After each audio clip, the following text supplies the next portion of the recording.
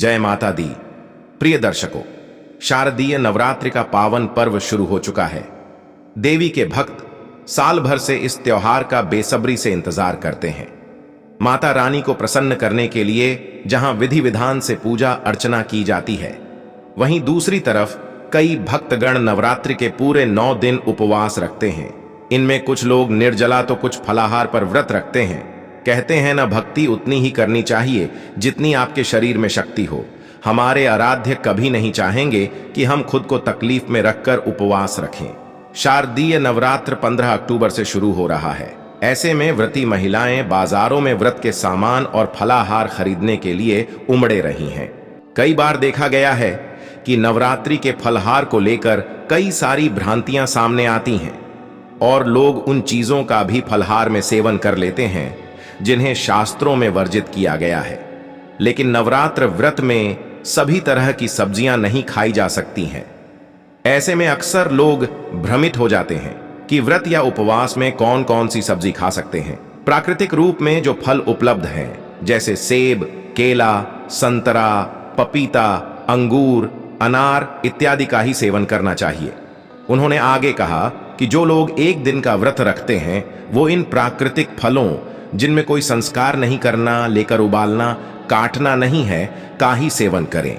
साथ ही जो 9 दिन के व्रती हैं उन लोगों के फलाहार के क्रम में कुत्तू का आटा, सिंघाड़े का आटा, तिन्नी का चावल, बकला का दाल, आलू, बंदा और परवल फलाहार के रूप में लेते हैं।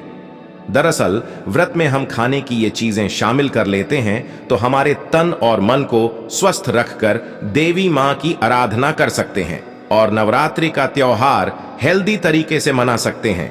तो दोस्तों, आइए जानते हैं कि व्रत में कौन सी सब्जी खानी चाहिए और कौन सी सब्जी नहीं खानी चाहिए। लौकी। दरअसल दोस्तों, लौकी को लोग सर्वश्रेष्ठ फलाहार मानते हैं, लेकिन धर्मशास्त्रों में अंकित है कि तुम्बीरकम, यानी जिससे तुम्बी बनती थी, जिसे पहले के जमाने में साधु लोग लेकर चलते थे। ऐसे में लौकी को वर्जित किया गया है कि वह फलाहार नहीं है। आलू। नवरात्र के दिनों में आलू अधिकतर लोग खाते ही हैं। आप आलू को उबालकर और इसमें सेंधा नमक मिलाकर खा सकते हैं। नवरात्र व्रत में आलू खाने से आपका पेट भरा हुआ रहता है। साथ ही आलू में कार्बोहाइड्रेट और प्रोटीन अधिक होता है। ऐसे में व्रत के दौरान आलू खाने से आपको एनर्जी भी मिलेगी। थकान और कमजोरी का एहसास बिल्कुल नहीं होगा। शकरकंद। शकरकंद आलू का ही एक रूप होता है, लेकिन यह स्वाद में मीठा होता है। अगर आपने नवरात्र का व्रत ले रखा है तो आप अपनी फास्टिंग डाइट में शकरकंद को भी शामिल कर सकते हैं। शकरकंद खाने से vitamin C, vitamin B, calcium और पोटेशियम मिलेगा। इससे आप में व्रत के बाद भी पूरे दिन एनर्जी बनी रहेगी। टमाटर।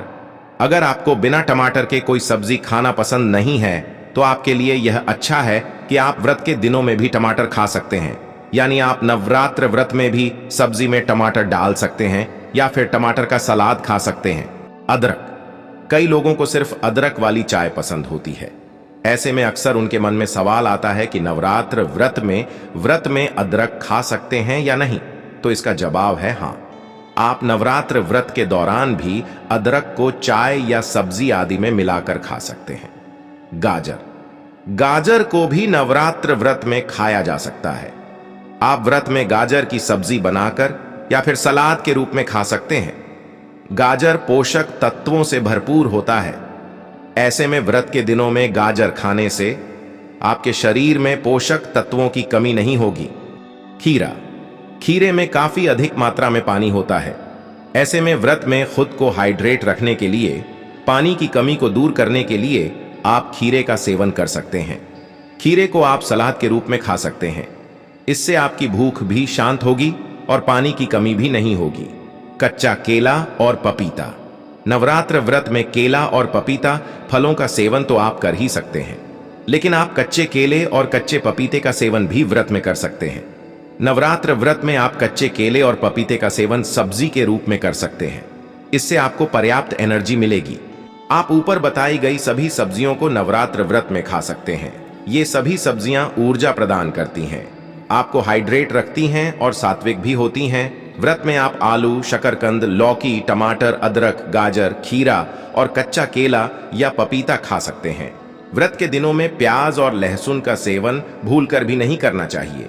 मशरूम, प्याज के पत्ते आदि भी नहीं खाने चाहिए क्योंकि ये प्रकृति में तामसिक होते हैं। इसके अलावा मीट, मांस आदि के सेवन से भी पूरी तरह से परहेज करना चाहिए। दोस्तों, अगर आपको वीडियो पसंद आई हो तो वीडियो को लाइक करें और इसी प्रकार के वीडियो के लिए हमारे चैनल अध्यात्म सागर को सब्सक्राइब करें।